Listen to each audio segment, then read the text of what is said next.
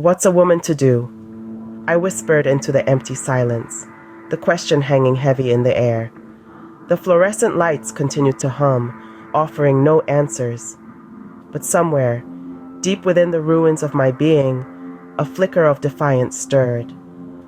I may be lost, broken, and tired, but the embers of that once bright fire still glowed. Perhaps, just perhaps, there was enough fuel left to restart the flame. The memory of that precocious child, the one with boundless potential, flickered in the corner of my mind. Could I somehow recapture a sliver of that spirit? The woman in the mirror, a stranger with familiar eyes, seemed to hold the answer hostage. A silent battle raged within me, the fear of failure clawing at me, while a whisper of defiance, faint but persistent, urged me to fight. This wasn't the ending I had envisioned. This wasn't the legacy I had dreamt of leaving behind.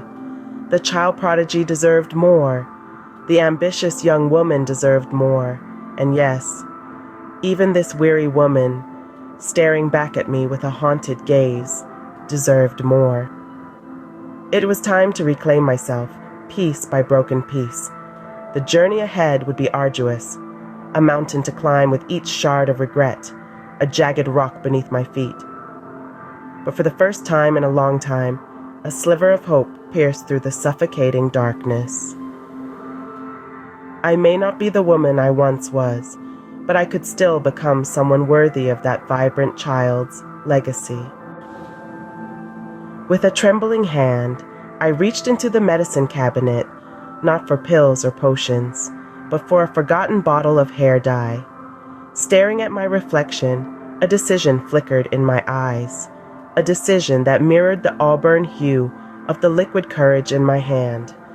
This wasn't just about vanity, it was about reclaiming a part of myself. A part that dared to dream and dared to be seen.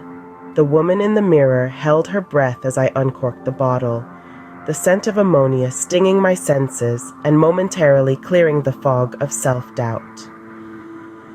Would this impulsive act be a desperate grasp at youth, or the spark that ignited a long-dormant fire? As I squeezed a dollop of dye onto my palm, the bathroom light glinted off a single silver strand escaping my bun, a defiant streak amidst the mousy brown. A wry smile played on my lips. Perhaps, like that silver strand, there was a bit of defiance left in me after all. The transformation was about to begin, but the question lingered. Who would emerge from the dye? As the dye settles into my hair, a strange sense of anticipation washes over me.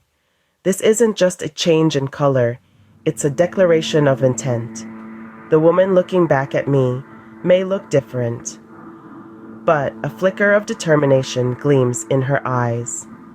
This journey of transformation is just beginning, and there will be bumps along the road.